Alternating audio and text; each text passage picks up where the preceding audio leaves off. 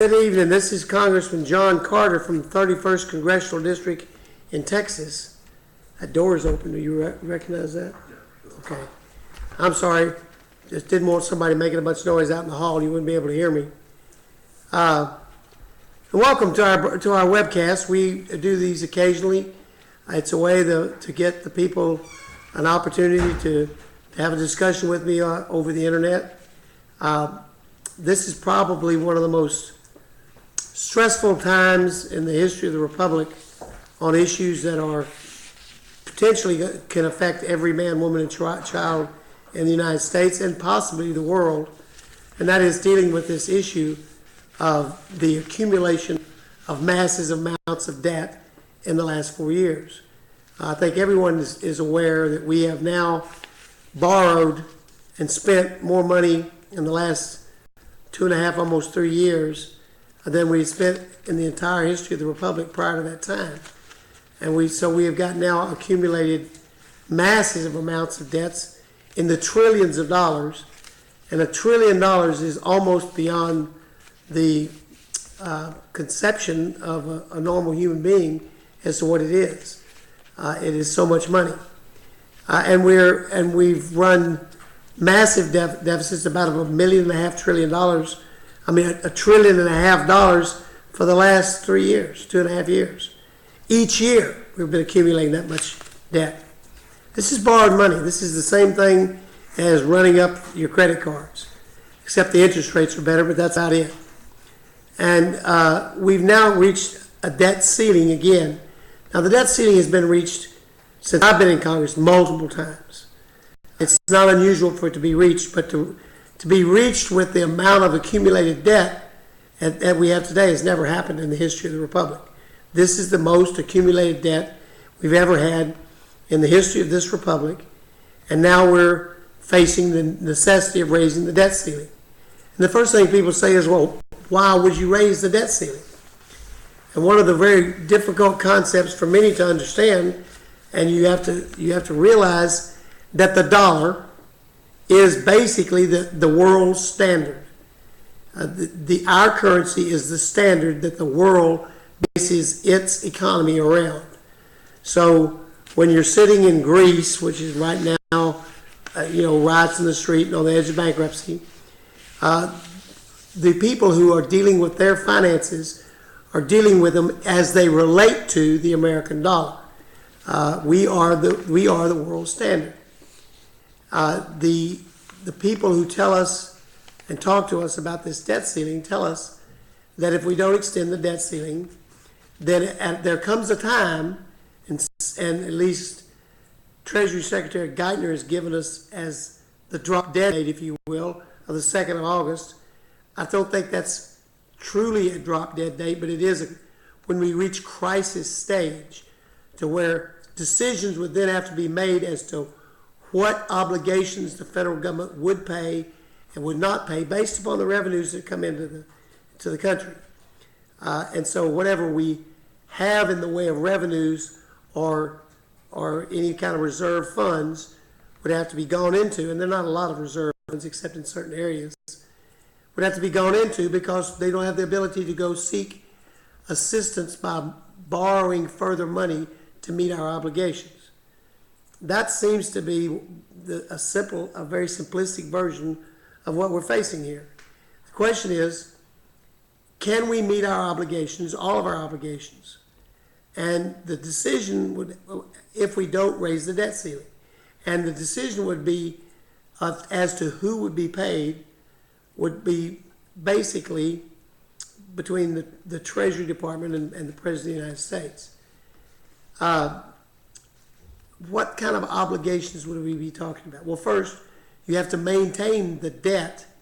So we've borrowed money, there is interest that comes due constantly, and a certain amount of our debt that comes due, because our debt is usually in the form of Treasury bills or in the form of bonds. And a bond is nothing more than a term for a loan like you get from a bank. If you went down to borrow something from the bank and you got a 3-year note to pay it back, then over 3 years period of time, you would have to pay principal and interest on that note until you paid it off in 36 months. And every month there'd be a certain amount of principal and a certain amount of interest would be paid. These are a little bit different. Many of them are basically the interest only for a period of time. But at some point in time, these bonds mature. When they do, then they have to be paid off. And sometimes they're paid off by reissuing and selling them again. It's all complicated. But the bottom line is we wouldn't have the ability to go above the place where we are right now. And there are many who say that ultimately not only puts our economy at risk, but because the people we have borrowed the money from look at us as the standard, and they in turn would be put in crisis because we would owe them money that we wouldn't be paying them back. And that's where we are. Now, is it real that the 2nd of August is drop dead date? I don't think so. I do think at a point in time after the 2nd of August, we have to decide who gets paid and who doesn't get paid. Questions? We have a bunch of questions that have come in by people before now, and I'm going to talk, and they're probably going to be about more than just the debt ceiling, but I'm going to talk to you a little bit about some questions and try to answer your questions as straight as I can.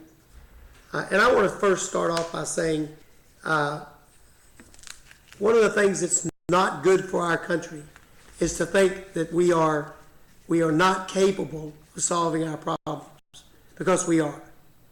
This is the United States of America. This is not the rest of the world, which doesn't have the kind of motivation and innovation that Americans have, and we are going to get through this. We need to find jobs for people and get them back to work. When we put the American people back to work, we will have a lot of resolution for a lot of the issues that are right now stressful on what's going on in Washington. But I don't want you to get negative and think we can't do it, because there's nothing we can't do. We're Americans, and we can do it. We just have to be more responsible in what we're doing. So here's some questions. Here's a Gmail from Lester and Marlene Hahn.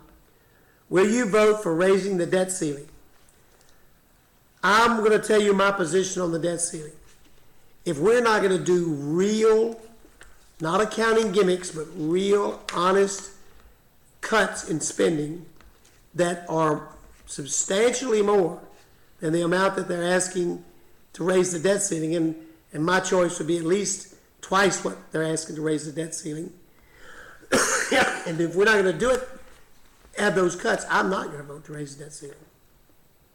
If we do it without raising taxes on the American taxpayer, who's overburdened right now, especially the small businesses that create jobs in this country, and we have real cuts, not accounting gimmicks, but real cuts in spending in this country that equal double what they're asking for to raise the debt ceiling, and I feel it's legitimate, honest, and we have got it done, I will probably vote to raise the debt ceiling.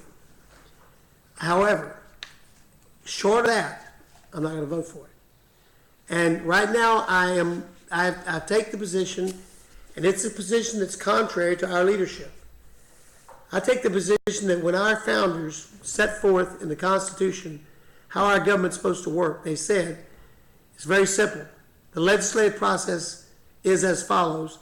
The House passes a bill, they send it to the Senate. If the Senate doesn't like it, the Senate passes a different version of the solution to the problem.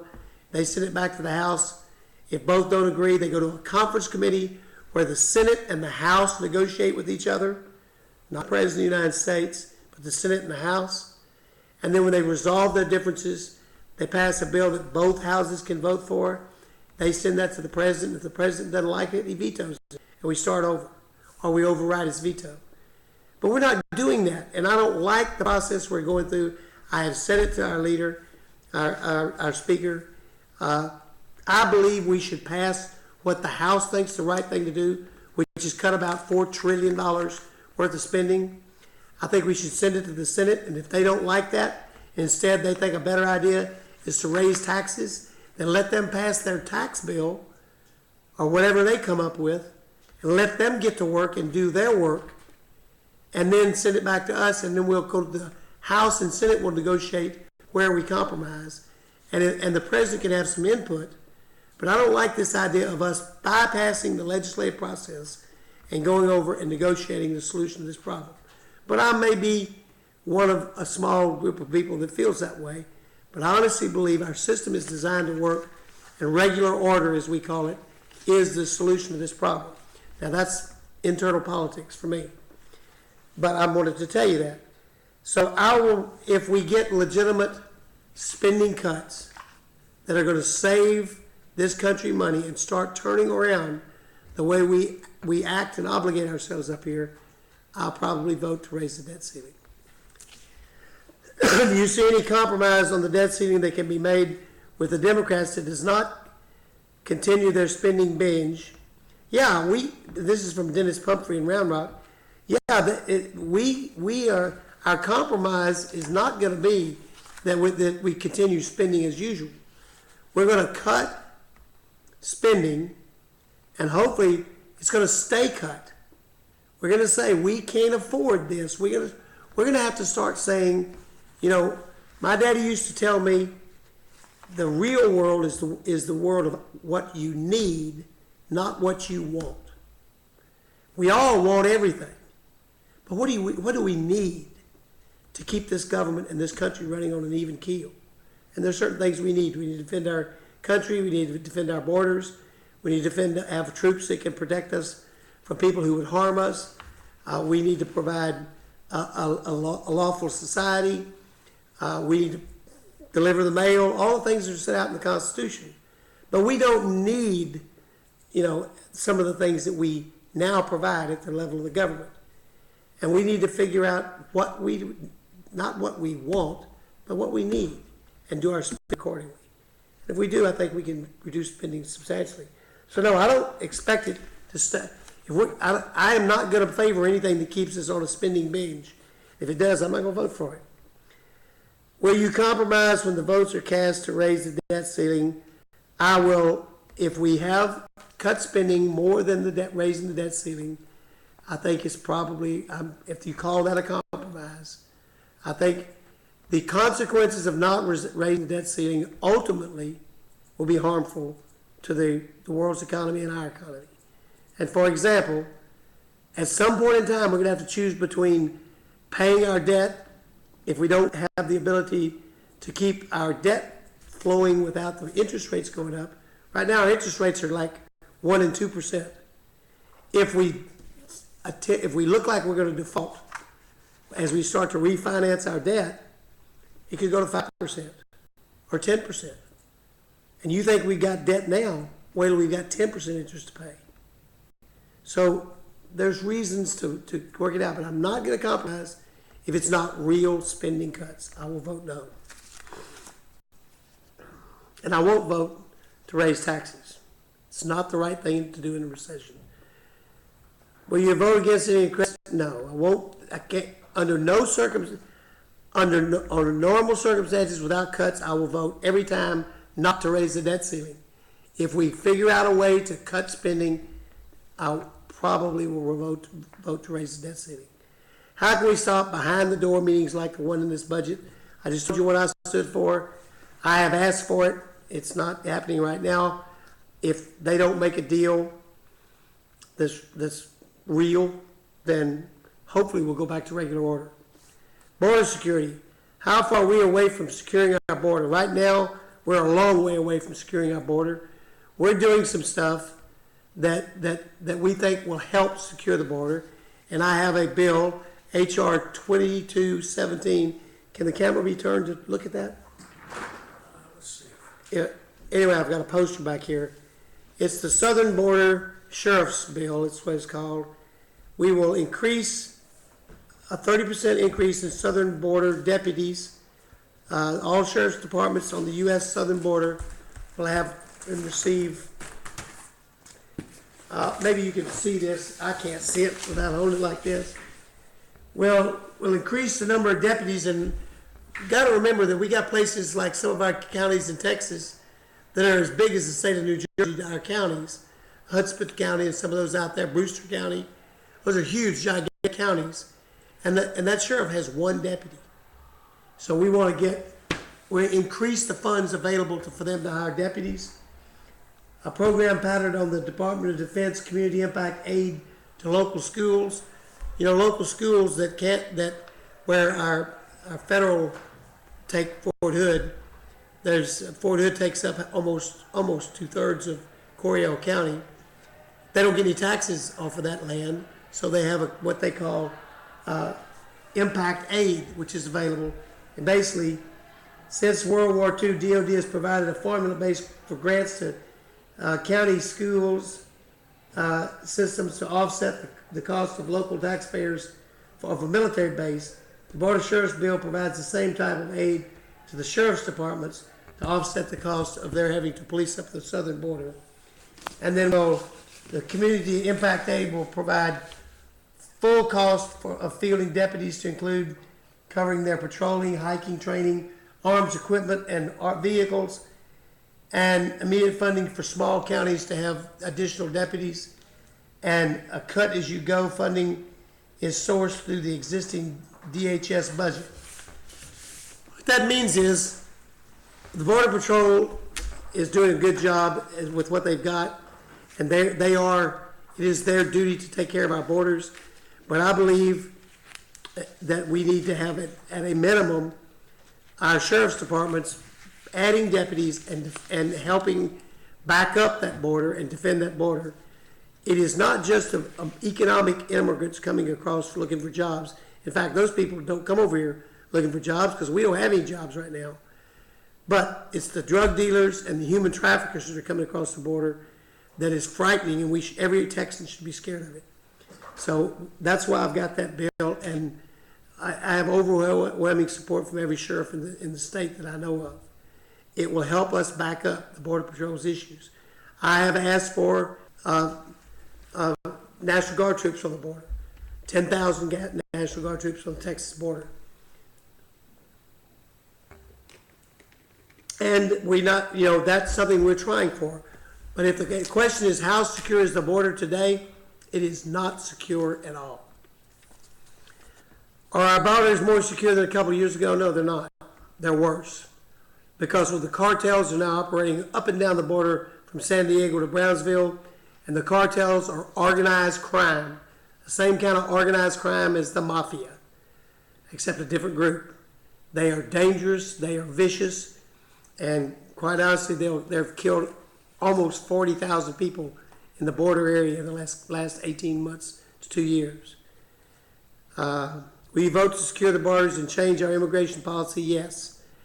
So that we can bring in individuals who better our American culture by working in the United States and keeping their resources here. That's exactly what we have, and we ultimately want to encourage the talent to come to this country and encourage the people that are needed to work in this country, but we also want to make sure that their resources are kept here, and we know where they are, who they are, and we need to have some kind of program where we limit what they stay. Here's some more questions.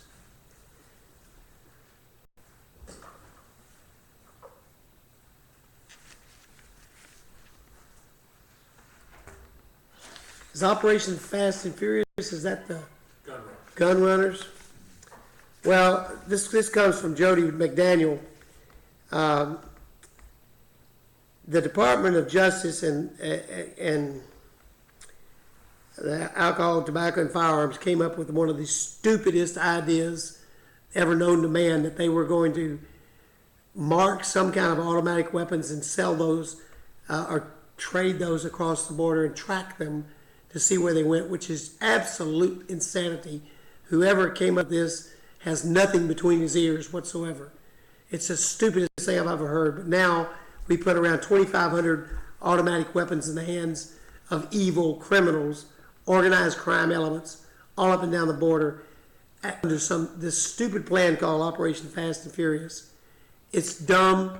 It's criminal as far as I'm concerned.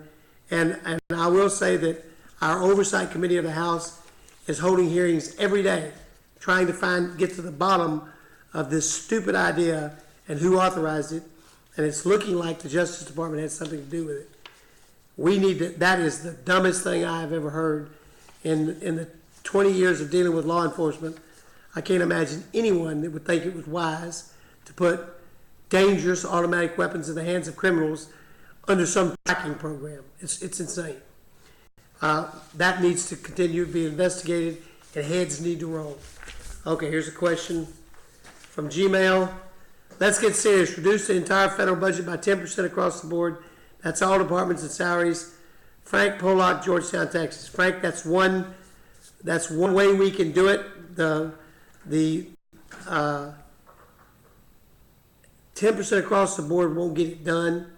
What we need to do is cap our spending and set standards for the future on spending you cannot go above, and pass a balanced budget amendment. That's what we need to do. And we are going to have a vote on a balanced budget amendment, I'm told, within the next 2 weeks. And hopefully with that, we will put a freeze on spending, put caps on where they can spend it, and cut spending to a level and then freeze it at that level. Whether it'll be 10%, whether that's adequate or not, that's anybody's guess. I'm not going to lock myself into a 10%. It may take more, it may take less. But we've got to stop the future spending, and it means we have to balance our budget, and we have to cut and freeze. And I think that's the position of the conservatives in the House. Hopefully that's what we're going to do. But it hasn't been voted on yet. And remember, to pass an amendment to the Constitution, 2/3 of the House and 2/3 of the Senate have to vote for it. The Republicans have a majority in the House, but they don't have 2/3.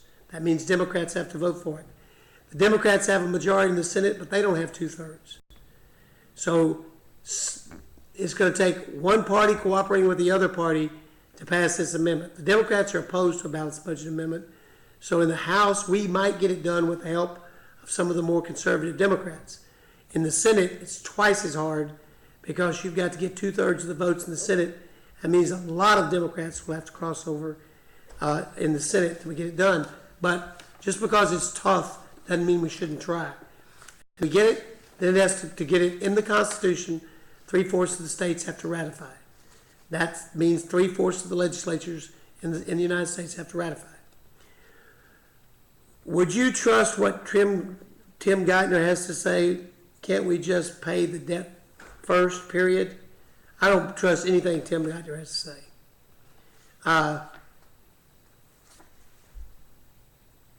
We can't cut enough money to pay off the debt. The actual federal debt is $14 or $15 trillion. So, I mean, we can't pay off the debt, not by cutting the government completely. We have to eliminate, we wouldn't pay anybody. And then we still wouldn't get it done.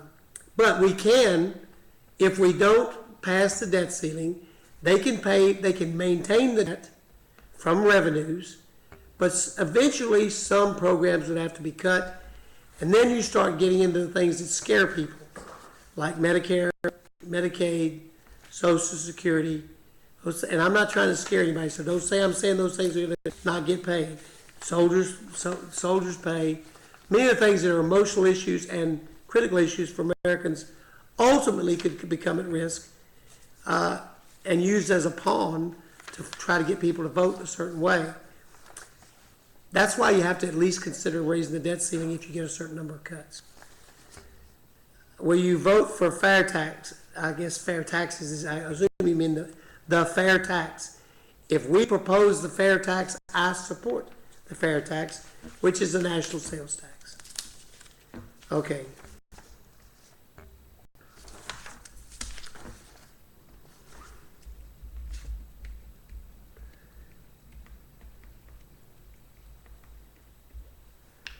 Okay, here's a lady named Thea Good. And I assume it's Thea Good. You know, I have a sister-in-law who's from Germany, and she pronounced T-H-E-A as Thea. But that's my wife's sister. But Ms. Good, we're not going to, Mr. Obama, whether or not Mr. Obama, President Obama wants to eliminate all programs for seniors, I don't think that's true, but he's not going to do it. We're not going to let him. I think that I don't think you have anything to be afraid of. I think people who are on Social Security are going to be okay. And if you hear about that they're doing something over the long term on Social Security, it will be based upon means testing or something like that. But I don't think people who are on Social Security have anything to fear that they're going to lose anything on Social Security. This guy says, Dennis Pumphrey says, since LBJ Congress has been rating the Social Security and Medicare contributions to fund general programs. That's true. How do you replay that? How do you stop that from happening in the future? What has happened is, for decades, we had a surplus. Social Security is a very simple program. Those people who pay into Social Security, from what they pay in, you pay out to the retirees. Just use Social Security as an example. We all, forever, we had more people paying in than we had getting paid to, than you paid out to, so you always had a surplus. And what the country did with the surplus, they said they put it in a lockbox, but in reality, they bought treasury bills. In other words, when you buy, as an individual, if you buy a treasury bill, you are loaning your money to the federal government, and they're giving you a negotiable instrument called a treasury bill, which is worth plus interest what you loan to them, and it makes interest every day, and its worth is at least what you loan them plus whatever interest you gain. Just like a bond, a savings bond that you buy from the government, except they call them treasury bills. We also have treasury bonds. That's what's in the lockbox. So what does that mean? That means the Social Security Administration loaned the money to the federal government and took treasury bills as their security. And the treasury bill is the most secure instrument in the world. So you can't argue from a security standpoint that your money could be any safer than in treasury bills. But the reality is, who pays those back? You and me, the taxpayers. Because the federal government doesn't make any money. They take our money and pay the bills with it. That's part of the big picture national debt of the federal government. Because we owe the Social Security Trust Fund for the money we borrowed from them in the form of treasury bills and bonds. We owe that as taxpayers to those folks. It's a lot of money, trillions of dollars. So they didn't take it, they borrowed it in a legitimate manner, but it doesn't mean it make any difference whether they took it or they borrowed it. If somebody's got to pay it back, and who's making money? You and me, not the federal government. The federal government doesn't make any money. It takes taxes. So it's our debt. We owe it. That's the truth. Here's some there. This is from Zevertine Wentworth. It has two questions. What's the status of Obamacare, and what is the status of forced purchase of health insurance, or else a fine is paid by the employer? Obamacare is not, the House has voted to repeal Obamacare, but it has died in the Senate. It is not repealed. They are in the process of writing regulations and putting Obamacare into effect. If nothing changes, Obamacare will go into effect in 2014, and all those provisions that you heard about on television, the forced purchase of health insurance, it's in the bill, and that's going to happen. Now, where does it stand? We have, I don't think it's 27 states now that have sued in federal court, and all of that's going to go to the Supreme Court, and I'm hopeful that the Supreme Court will resolve whether or not the Obamacare bill is constitutional, which I don't believe it is. I don't believe the Commerce Clause goes far enough to make Americans purchase something that they don't want to purchase. But we'll find out when the Supreme Court rules. And I think it'll be sometime in September or October of next year, right before the election. But right now, there's no other way to put it, but Obamacare is working towards implementation, which I am totally opposed to it, and I would do anything within my power. I would vote. I did vote to repeal it. I will vote again to repeal it, and I'm saying a little prayer for the justices of the Supreme Court that they will have enough wisdom to throw that thing out and let us start over.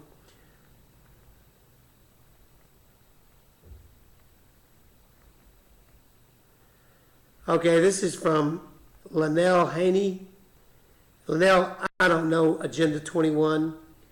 I'm not off into the United Nations or their plotting. I am opposed to one world government. I will fight it till my dying breath. I am an American.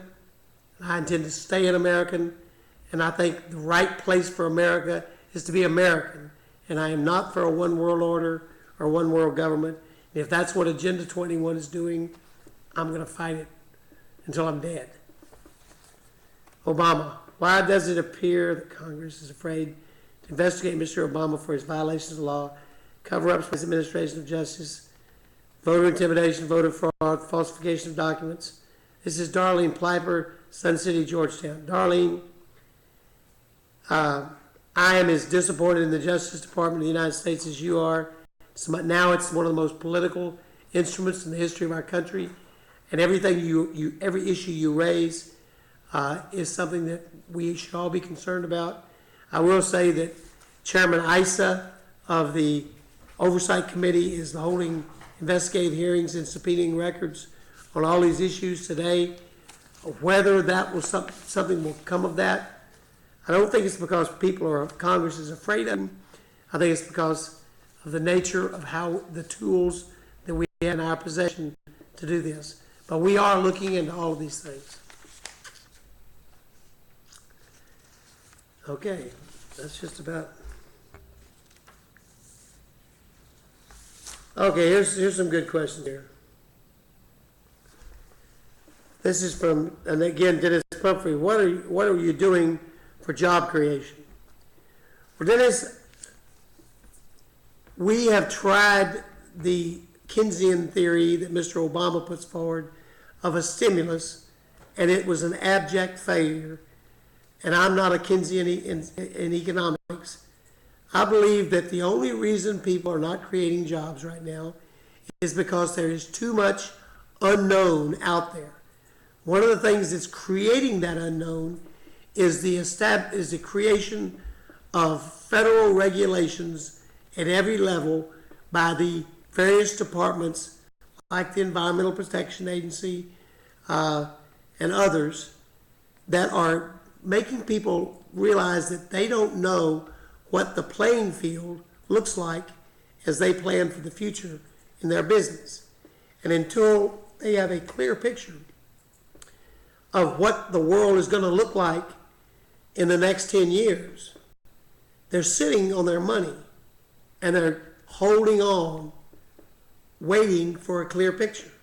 And I would argue, and have made this argument for the last year, that the administrative agencies and their regulations daily make it worse for business people, the people who really create jobs, small businesses in particular, but all businesses want to know with some certainty, how are you going to tax me?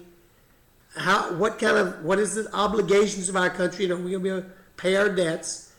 What laws are you passing that will keep me as a businessman, that's what they're thinking about, from doing the job that I want to do to make better for my business and for the families that are associated with my business. So until I have a clear picture, I'm sitting on my money. And that's what's happening in our country right now. What we're doing to create jobs in our office, for the last year I've been taking on the regulators with this. We have a provision that every day we look at federal regulations and take them to task on those federal regulations. And we've had some successes through the Congressional Review Act, which is an act that gives Congress the ability to review these regulatory processes. I'm working on that every day, and we're having some success, but we will continue to fight that battle. But we've got to change the very nature of the thinking, which means ultimately we've got to get somebody else in the White House, and that has a more business understanding of why people create jobs. The truth is, an employer hires somebody not because he likes the way they look, or he thinks they're a nice guy, or he thinks their family needs support. No. An employer hires somebody because he thinks it will make his business do better. If that employee won't help his business, he doesn't hire him. That's the unknown out there right now, which is keeping businesses on the sidelines. We think if we fight regulatory agencies, we will help. We think if we keep taxes low, we will help. We think if we cut national spending, we will help. We think if we reduce our debt, we will help. And eventually, businesses will say, the climate is better for me to make money and make a living. And therefore, they'll start hiring people. Some more questions.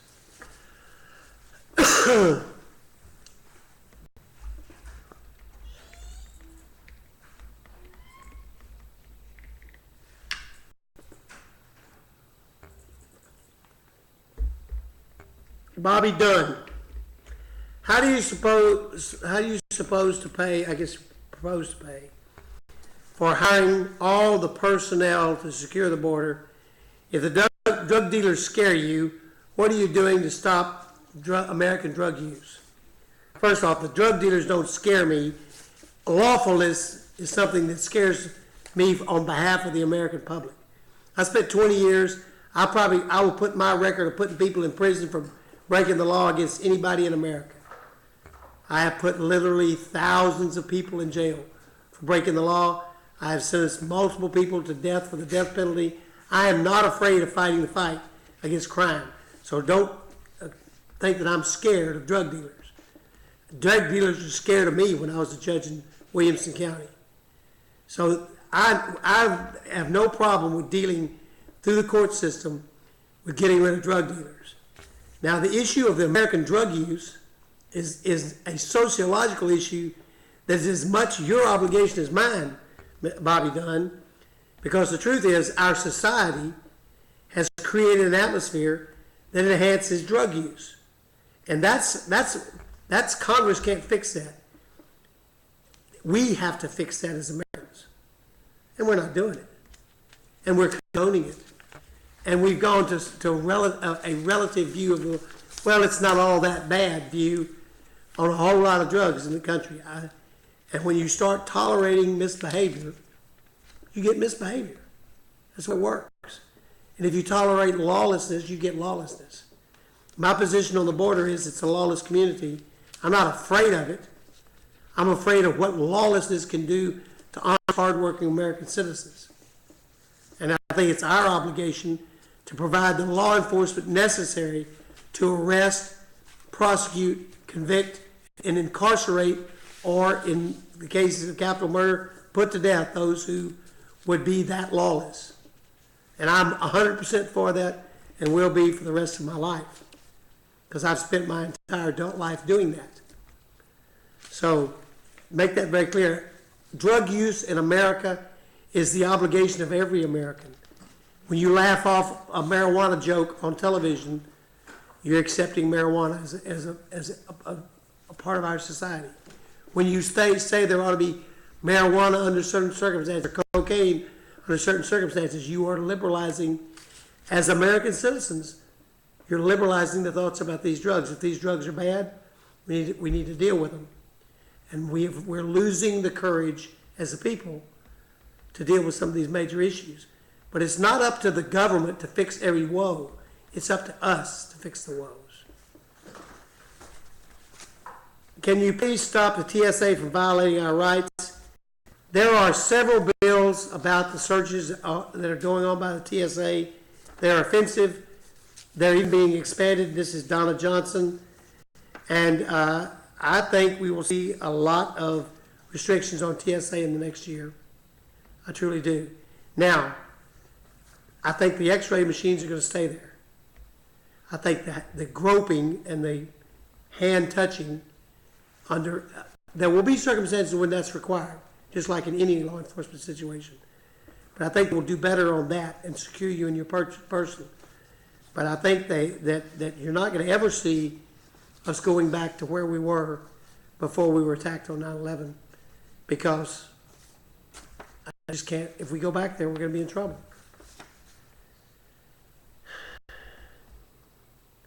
I don't know, this is scratched out. I've heard Obama could raise the debt ceiling by executive order. I've heard that he's proposed that. I don't think he can. I think he's in violation of the law. He does that.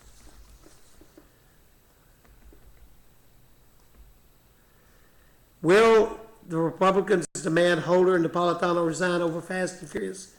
If they are directed to this, Mikey Dog, if that's your name, I think they will.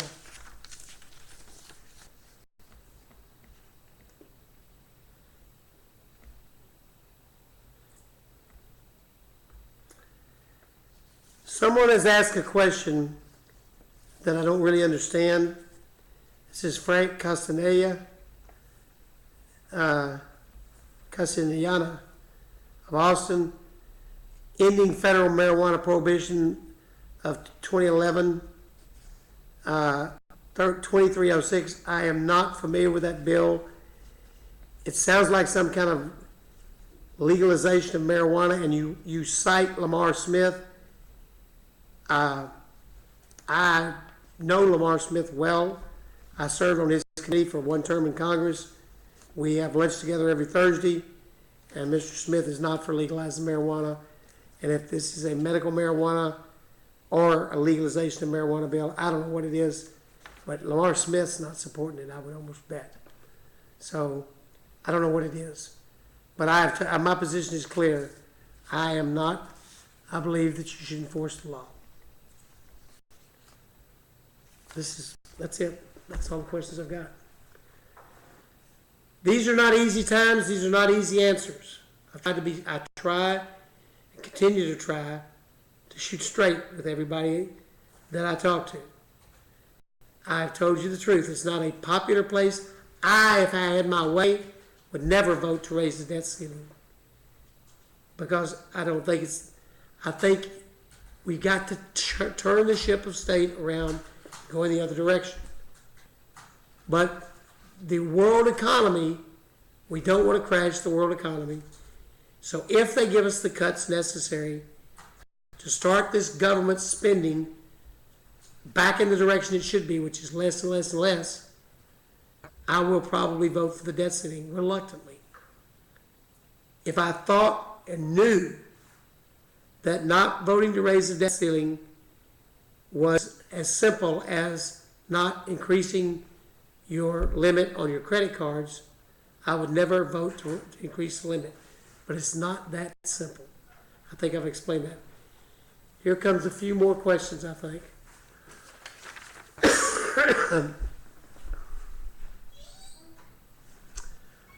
John Alexander of Hutto said, I read the American Space Shuttle program is ending. Is that true? Can you stop Obama from defunding NASA?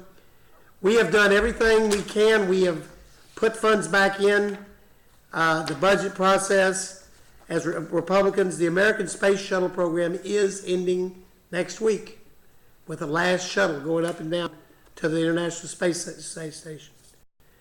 Any more trips to the space station we will buy space on the Russian rocket. To me, who grew up with the space program, this is criminal. But this is the direction that this government, being led by Barack Obama, has taken us. The Texas delegation, including many of the Democrats in our delegation, overwhelmingly have fought and supported NASA. Unfortunately, we have not won that fight. We will continue to try to fund NASA, to revitalize NASA, and get NASA back to being the world-class operation it was. But the leadership in the White House today is not in favor of continuing in NASA as it is today. And the American Space Shuttle program will end after the last shuttle goes up, like any time now. I'm not sure when it's going. Okay, what about the EPA outlawing pickup trucks? Ben Smith, I'm glad you asked that question. This is as serious a Texas issue as there is in the country. They are talking about raising what they call CAFE standards, which basically is gas standards, the miles per gallon to 54 miles a gallon. And all industry spokesmen, and this is a real concern to Texans, and this is Mr. Obama's program, and EPA is promoting it, and quite honestly, EPA is not even supposed to be setting CAFE standards, but one court case has said they had the authority to do so, and now they seem to have taken over these gas mileage standards. It's actually the National Highway Transportation Act is supposed to deal with that. But they've been given a free rein by the courts. So now they're talking about going to 54 miles to the gallon. And according to all of our industry spokesmen, and we've been talking to them for 3 days, we're going to fight this. Because we can't make a pickup truck bigger than an S10 that gets that kind of gas mileage in the foreseeable future, which means we eliminate our pickup trucks. And in Texas, that's about as bad as it gets. I'm hopeful we're going to fight this thing off, and that's a regulation we got to fight off, not because wanting to have gas mileage is a bad thing, but because you can't always have vehicles that meet one standard fits all. Their standard basically makes us all go to electronic cars to even get close to having a standard to have bigger vehicles that can actually tow something. It's the wrong position.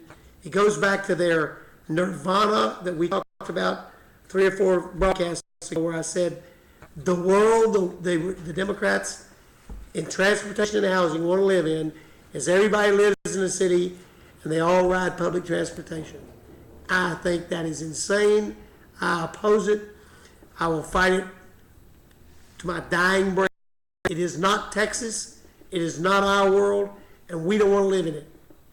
And this is another step to try to take us out of our vehicles and onto public transportation.